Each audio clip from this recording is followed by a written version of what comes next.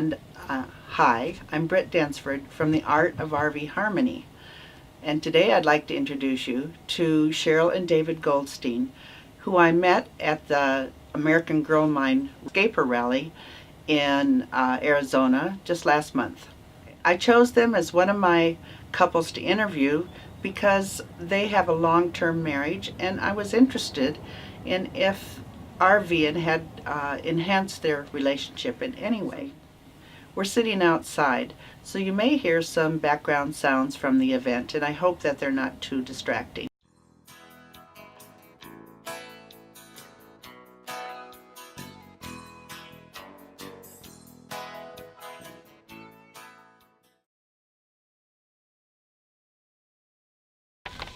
Okay, so first I'd like you to start out by just introducing yourself and telling a little bit of the arc of your story of when you started up till now in terms of your relationship. Just lightly tell the arc.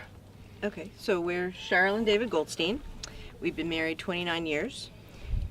We have been, David has worked in the corporate world, many different jobs, but was working many hard hours. I had a health scare, and one day we just looked at each other and said, maybe we should do something out of our normal routine and go and explore and enjoy life and enjoy the world. And so we, after a lot of research, David proposed the idea that maybe we should go RVing. It went something like this. You're going to think I've gone totally crazy, but what would you think about selling everything and living in an RV? And I thought it would be a short discussion, and she said, oh, yeah, I'd consider it. She'd never even been in an RV. So, and here we are, a couple years later. This is home. So do you remember the first time that you thought, we're in this together, in terms of being in the RV and the challenges that come up? And was there a crossover moment when you realized, boy, we need some teamwork here? I know. I'm interested to see what you say. So, I've never been particularly mechanically inclined. I don't like the dirty work. I don't like camping. And so I relied on David for a lot of things, and I would be constantly asking. And it was important to me that I had my jobs, things that I was responsible for doing, so that I was participating in this. And so he taught me how to hitch the fifth wheel to the truck, and so that's my job, and that's what I do. And we do work as a team, and we make sure we talk to each other and say, okay, did you do that? Good. Are you ready? Good. Did you? We check each other on safety issues. We check each other on safety issues and making sure, and so we've realized that we have to double check each other and have this checklist. And after a couple times when we didn't do that, and one time that the trailer dropped because it wasn't in the hitch properly, it scared me to death, we realized that we really do have to work as a team. So that was my moment when I realized that we have to do that for the safety of our, carrying around. I thought you were going to talk about parking, because when we are backing, or really anytime we're maneuvering in a tight space, Cheryl's outside with a walkie-talkie. I've got a walkie-talkie in the truck. We're 59 feet long when we're all hitched up, so it's a pretty big piece of machinery that we're moving. And we have a backup camera now, but that's a fairly recent addition. Up until then, I couldn't see what was behind me. If I was in reverse, I was completely relying on her to watch for obstacles, and not just like in one spot, but she's got to watch on both sides and behind and everything. And then when we're moving, we're backing into a parking space, it's the same kind of thing. A lot of times I'm kind of steering blindly, so I'm having to trust her to give me some guidance on what to do, but the right kind of guidance too, because if she starts telling me, turn the wheel this way, I was like, you can't see what's going on with the wheels. Tell me where the trailer needs to go, and I'll figure that out.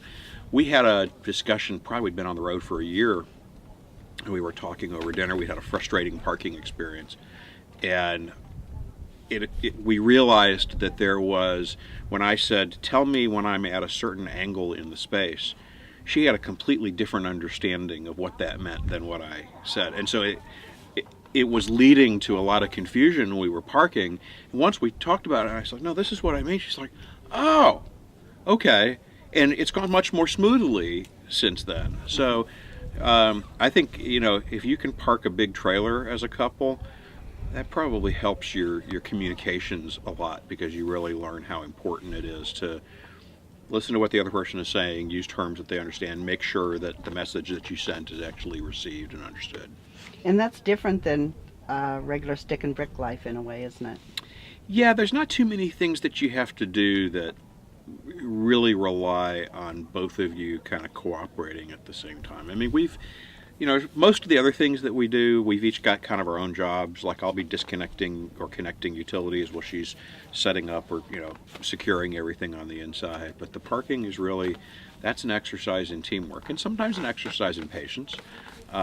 Yes. We've gotten pretty good at it, but every once in a while when we get just a little cocky about it, we have a situation that humbles us. So we know to take our time, and we also, she's talking about safety, we really make it a point to, respect if the other person says, slow down, we're moving too fast, or we're out of our usual order, because we know when we're going through a series of steps, we want to do it the same way every time. And if we deviate from that, we're much more likely to have a problem. Something pilots, do all the time. They do the same checklist in the same way every time. And so we're good about making sure, especially if I get in a rush, she's like, stop, let's do it the right way. And sometimes we'll find that, we get distracted, a new neighbor will come over and say hello and greet us, and then I'll realize that I've totally forgotten what I was doing, and I'll forget to do something, and not good. And it's hard sometimes, at the end of a long travel day, and you just want to get unhooked and set up and put your feet up in the chair and relax, and especially when you're tired, that's when you really have to focus on working together. Well, you guys have been together a long time, and probably your bond is already really deep. Has RVing really even deepened it more for you? I think it has. I think so, because we're spending more time together, and we're constantly aware of each other's feelings, and he'll say, "You're sounding grumpy today. What's the matter?" Whereas he wouldn't have necessarily been quite as attuned to that before, and that leads to a good discussion of what's wrong. Whereas sometimes we were just always running in opposite directions, and we weren't aware of things that were going on with each other. So yeah, no, I think that's right. I mean, one of the reasons we wanted to do this was to spend more time with each other. And we kind of joked, because one of the two questions the people asked us all the time when we said we're going to go on the road. One was, what everybody gets. How are you going to get your mail? Which is just the weirdest thing to be concerned about. And then the second one was, what are you going to do when you don't want to be around each other? It was just such an odd question to us, because we said, well, the reason we're doing this is so that we can be around each other more, not less. But it never really occurred to us that, we need to make sure that we have an escape hatch if we can't stand to be around each other. That just doesn't happen with us. And, I tell people we got a bedroom with a TV, we got a living room with a TV, and we've got the great outdoors. And on the rare occasions, I think it's maybe happened once or twice, when, one of us needs a cooling off, go outside. But in general, I think it helps to have a strong relationship before you go on the road. I think if you don't have a great relationship, traveling in an enclosed space probably is going to make things more difficult rather than easier, unless you really work on your communication skills. At least for a while. At least for a while. While you're working it out. Depends on how intently you want it to work. That's exactly right. And I hear people say, "Oh, I could never spend that much time with my husband." And then it's like, well, then RVing is not for you, if that's what you think. But for us, that's the highlight, is that we get to experience all these things together. We went to the Grand Canyon just about a month ago, and I'd been there several times. She'd never been. And getting to see her face and her eyes as we walked up to the canyon and it opens below you, it was great, And, when you're not RVing, you still get to do stuff like that, but not as often. You get 2 weeks a year or whatever, 3 weeks a year of vacation. We get to do it all. One thing I'm always really curious about is, have your senses of humor gotten more in tune? Are you finding yourself laughing more during the day because of the kinds of experiences you're having together? Yeah, and I think again, we just have more time together, and we can listen to each other, and then we'll just every once in a while we'll just look at each other. And this summer is like, we're in Alaska, and we'll really be able to appreciate what we're doing because we're at such a slower pace, and we do joke with each other about that. It's like, we're in the desert. We're camped in the middle of the desert. Whatever. And so it's really, and so Try I to be think in the moment. in that way we try to. And I think also the fact that this is a less stressful lifestyle, which is one of the things we were trying to, to achieve. It's hard to see humor in things when you're really stressed, or it's easier when you're more relaxed and you can just let things roll. Going back to the parking, which, people say, that's probably the most common cause of divorce among RVing couples. It's not really, but people have experienced that kind of stress. And we can laugh about those things afterwards, maybe not at the very beginning because it was really stressful. Now we'll sit down and like, all right, let's decompress. Let's talk about what went wrong, and what do we need to do differently. And we make the time to do that. We make unique. the time to do that. That is the piece that everybody needs to get to. Yeah, and with anything. And the gift of time gives you that. Yeah. Exactly. But we've, boondocking. We're much better at boondocking this year than we were last year. I'm very impressed, actually. Cheryl's gotten to be really good at water conservation. And she'll remind me, use the bucket, don't, whatever. And, this is a girl who didn't like to camp. And she's figuring this stuff out, I'm a spoiled city girl who has become an RVer. Yeah, you're really. And I'm proud of that. And she's, you were talking about learning how things work and stuff. She's, sometimes been kind of intimidated by mechanical, electrical stuff. And, today it's like, show me how to read the solar power readout so I can see what the battery's, state of charge is. Whatever it is, it's like, yeah, that's a good thing to know. She's not going to get in there and fix stuff, but she understands how stuff works enough to apply it to, our everyday life, which is good. Something she never really had an interest that much in before, I would say. I would call somebody to fix it for me. Yeah. Which she still does. It's just me.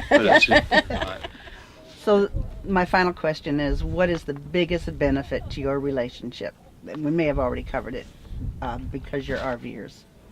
Spending the time together. I was going to say time. Yeah. Spending the time together. Yeah. She mentioned her health scare, and that really kind of drove home for me that, our time here is finite. We never know what tomorrow will bring. You don't know what tomorrow's going to bring. And you need to enjoy life while you can. That doesn't mean, you're on a constant vacation. People think we're on vacation all the time. Have fun on your trip. Like, well, it's not really a trip. It's life, right? And we have days that we do nothing other than, cook and clean the house. Or, just like people who live in a sticks and bricks house do. But because of the lifestyle we've chosen and because I'm working much less because this is so much less expensive way to live, we have the time for each other and the time to go out and seek adventure and do fun things and not just kind of be stagnant. Going to Mexico next week with the RV is going to be an experience that we haven't done before. We've been to Mexico a lot, but not with our RV. Not by road, right? Okay. And so it's it gives you a chance to kind of push yourself a little bit to be outside your comfort zone and try new things. And but yeah, the time together is really the best. Great.